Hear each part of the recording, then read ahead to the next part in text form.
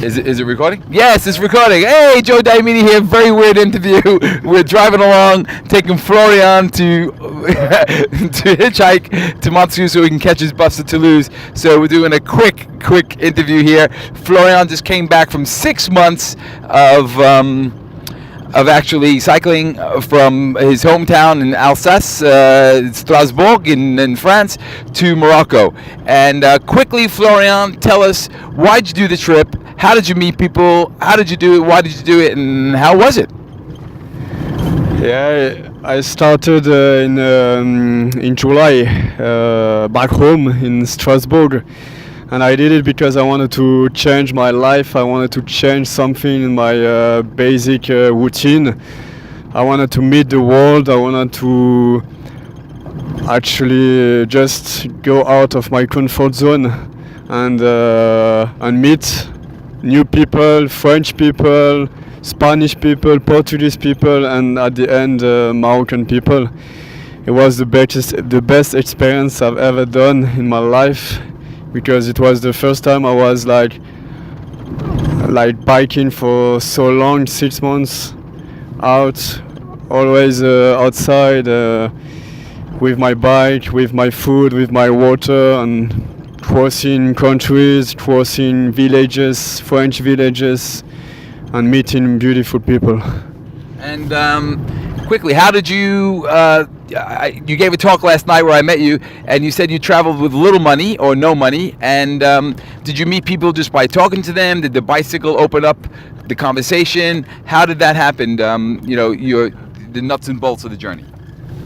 Yeah, we decided with a friend on the first step to bike and try to survive without money. How do we do it? We just actually ask people. At the end of the service, there's a lot of food people threw away, and we just asked if we could take the food that people wanted to throw away to just survive for those months in France. And it worked pretty well, and then we meet a lot of people thanks to that because we were constantly meeting people, asking, exchanging, and it was we didn't miss anything. We had all the time quite a lot of food, and it was great. It was great. That's really great. And did you travel with technology at all? Did you have a phone or a computer, or how did you keep in touch with people? Yeah, we had phones, of course. I travel also with a camera to share pictures with my friends, and I had also a drone.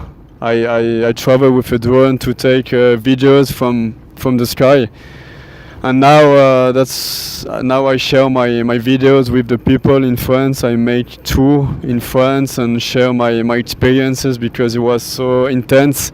It means the world to me, and I want to share that with people, that everything is possible, and we just have to give you the opportunity to do it. And when you just launch yourself in such a project, you start the first day, then the second day, and then you just want to keep going until the end. Right, and so yeah, this is kind of strange. I'm driving along the road. So, but anyway, it's working. It's all working. Yeah. So you really met people. You had a great time, and the technology. Did you find, were people open? Did you stay in any hostels? Did you camp all the time? Did you get invited to people's houses? Where did you sleep most of the time? It was actually half outside with my tent and half in people's house. Sometimes also in hostel, but it was a few nights where we stayed in hostel because the purpose of this trip was to meet people and meet the locals. I remember in Morocco, I was invited in a very small village where there was almost no one, very small villages, and I was invited. It was so amazing because it was like nothing compared to Europe or to the US, and it was amazing. The people, what they share with me was very intense, very nice.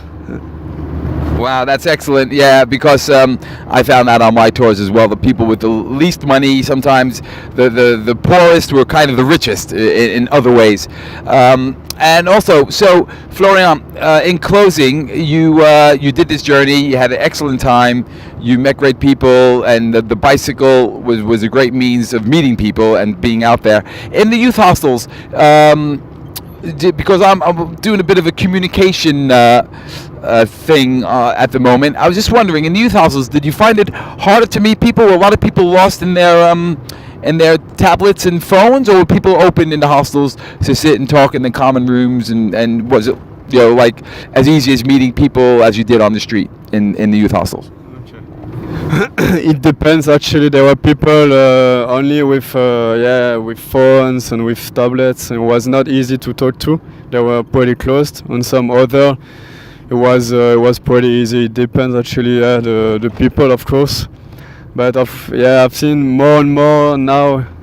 It's like people are a bit addicted to those technologies. I think we need to take care of how we use them.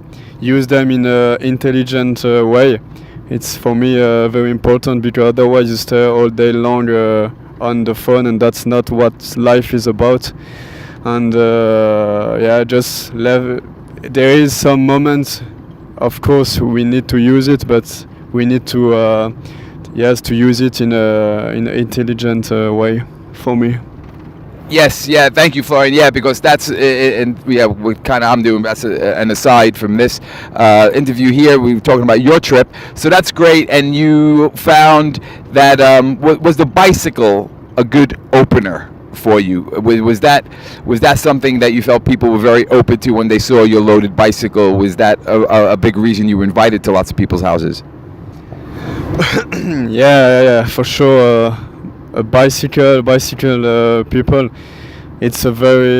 people are very open. When they see a guy who is biking, they just want to ask, where are you going to, where did you go last night? And they are very curious about what we are doing, and it's very great. It's like people, they just look at you and then they start to ask questions. I remember the first day in Strasbourg, I took the train from hometown to Strasbourg, and I didn't even start my trip. People were already asking, hey, where are you going? I did that last month. Great.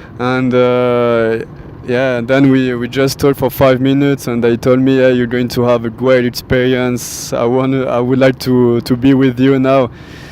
But yeah, it was amazing. People come to you kind of in a easy way, not like if you are walking or without anything. With the bike, it changed a lot.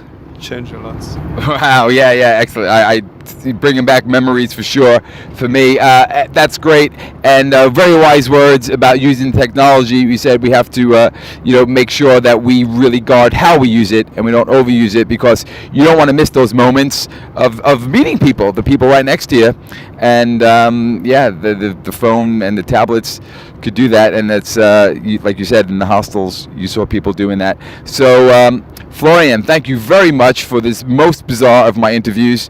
Driving along, a speed camera coming up, so I bet to slow down there. I am driving very safely, everybody, so don't worry. Florian is holding the camera on himself.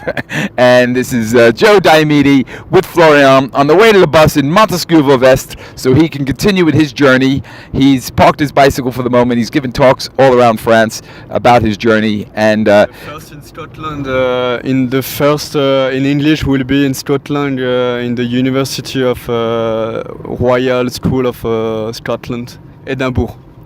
Excellent. And so, in closing, how have you done this? The booked all of these talks. Just try to make it quick and precise. And I will say, Joe Diomede, Tellement Bon signing off. I'm going to let Florian finish this interview with talking about how he's booked his tours.